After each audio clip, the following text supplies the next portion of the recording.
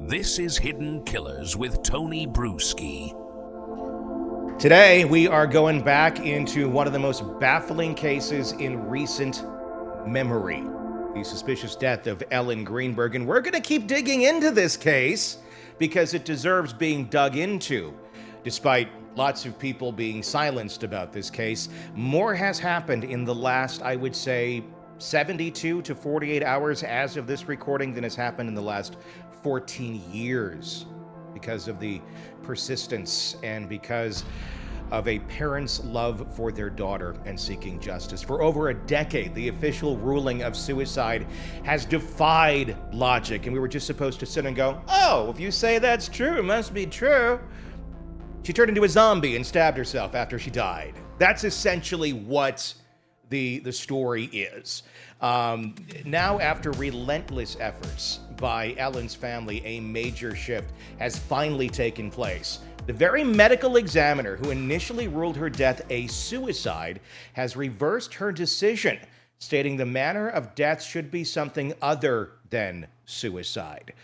With us today is retired FBI Special Agent Robin Dreeke, former chief of the Counterintelligence Behavioral Analysis Program, to help break down the behavioral anomalies, investigative missteps, and possible motives behind the actions or inactions of those who've long defended the ruling.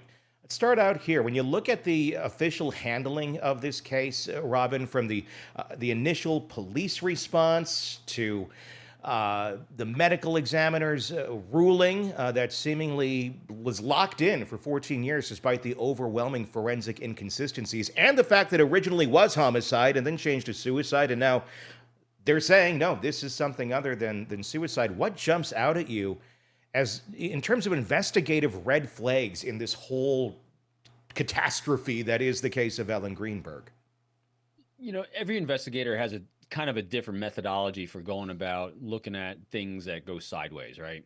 And mine as a behavior guy is I'm always looking at behaviors. I'm looking at patterns. I'm looking at patterns of the victim. I'm looking at patterns of potential bad guys. I'm looking at patterns of organizations, institutions. I'm always looking for patterns because patterns give us probabilities. And when we see a deviation from what we expect to have happen, that's when we kind of zero in on that and say, what happened here? Because that is a data point that says we have something sideways, and something sideways there most likely is where we go and investigate.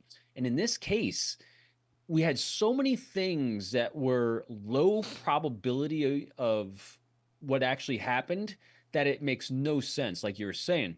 So let's look at suicide first. All right. So we have a young woman that they said committed suicide after they said it was murder. Now they went back to suicide. Mm-hmm. And it was suicide by knife stabbing. So next thing what we do is, well, as an investigator, is we look at what's the probability, how often does someone commit suicide by self-inflicted wound of knife stabbing? That's extremely low. I think when I looked at it, it's like less than 5% of the people. And then I look at, you know, as they're claiming it was, 22 self-inflicted stab wounds. There's high number of self-inflicted stab wounds. And then so I'm looking at that number, and then I'm looking at the location. Back of the neck. So the neck, when you're actually as a place, they don't even have a stat on the back of the neck. They have it for the front of the neck where the carotid artery is. That is the least likely place that someone actually kills himself as well. So in other words, we have data points of highly unlikely, and just highly unlikely. So the probability of all these things lining up and being true, highly unlikely. So why an investigator, so now we look at the other side, why would an investigator keep investigating down that line? Because there must be an outside influence that we're unaware of. And that's the only conclusion you can come to. I mean, the problem with this case is there's no investigation. It was, they ruled it a suicide. I mean, there's so many things that make no sense in this case. Nope. The knife, never fingerprinted. The door, nothing was fingerprinted. Nothing was checked for DNA. Nothing was looked at in terms of this being a crime scene or a murder scene. They just immediately labeled this thing as suicide. Now, even in cases where it looks like it might be a suicide, let's say somebody's hanging from their closet or whatever things, there's a gunshot wound to the head, and it looks like this is likely a suicide, they still look into it a bit just to kind of make sure this is what it looks like. This looked nothing like a suicide. So how did they go from this just walking in going, oh, suicide? That to me is just the most baffling part of this case.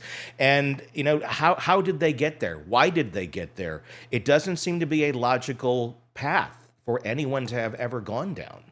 Well, because the logical path would be that you would not investigate it or state it was a suicide. So the only thing you can conclude is that someone didn't want it investigated as a murder.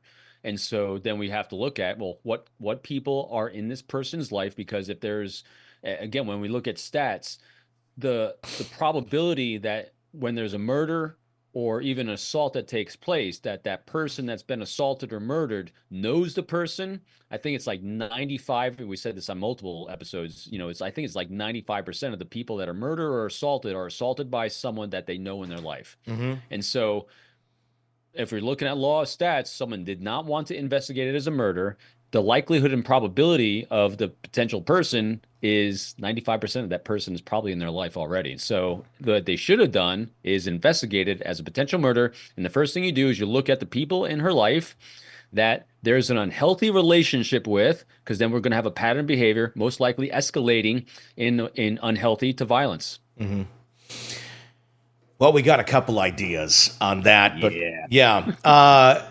There's other breaking news on this. Literally, in the last, like I said, in the last week or so of reporting on this, we have the medical examiner that has walked back their story, and there's another person who has come out and said, that is not what happened. A key piece to this story, to an alibi of this story. And we'll talk about that part in just a moment. I want to go back to the medical examiner, though, and why now? Why, after all of these years, 14 years later, would this medical examiner decide to stand up and say, you know what?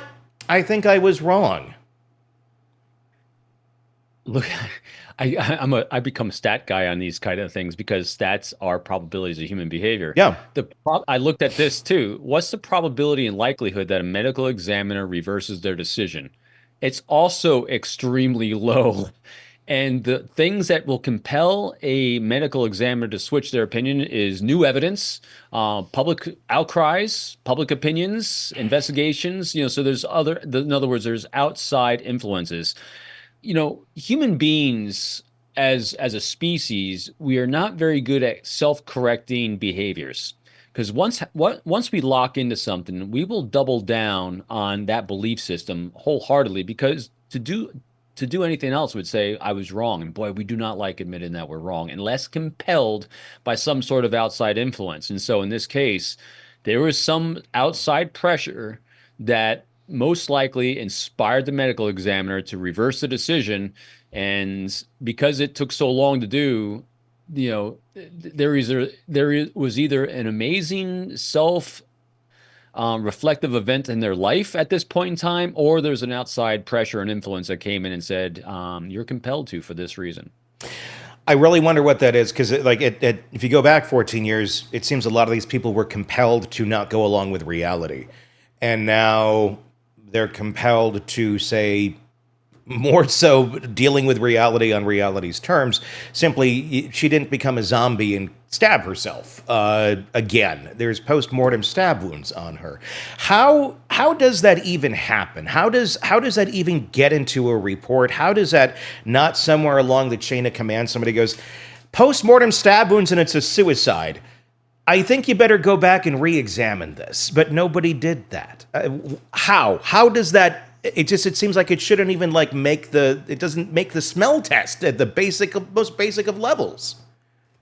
There's a lot of different ways that could happen. I wish I could give it. It's because of this, and it could be an overworked system where you have a lot of individuals, where you have like only a couple investigators available, and they've got a caseload like this high, and this is low on their radar because they were told, think about it. So let's do our thought experiment. You have a supervisor that's overseeing a squad of people.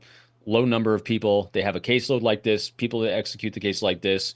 They get a report in that there's been a death and that the medical examiner's office ruled suicide. They said, fine, done, suicide, move on. They're not looking at details. They're looking at moving on to the next problem because they made it easy for them to move on to the next problem. Because remember, that is what human beings typically do when they want to influence and persuade people to an action. They make it easy for them to take that action. That's one possibility. Another possibility is that, yeah, it's a big cabal. Everyone's in on it. They're protecting someone and they don't want it to come out in true light. That's another possibility.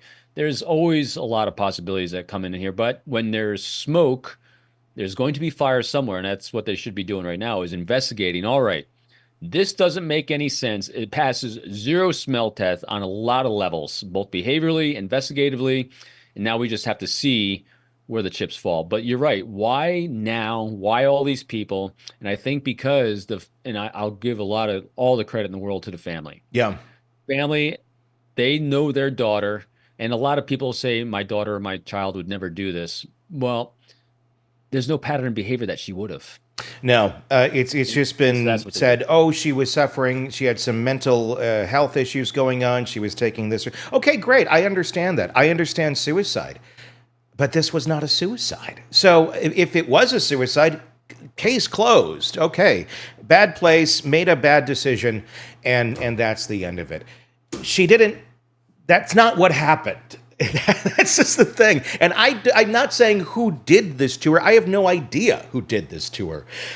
There's certainly people that should be answering some questions and should be looked into. It's very bizarre behavior to suddenly, not care about investigating the death of someone you are very, very close to and just kind of walk away going, I accept that, even though it's the most bizarre story in the world. But I don't know, people have weird reactions to things.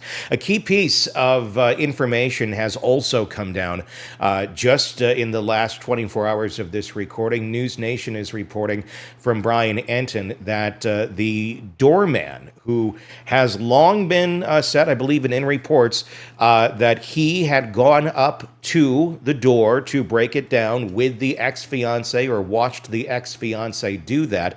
Big part of this alibi of the doorman saw me do it. Apparently nobody looked into that part either, which I'm not really that surprised by, considering they didn't look into the knife, the prints on the knife, or the fact that she stabbed herself after she died.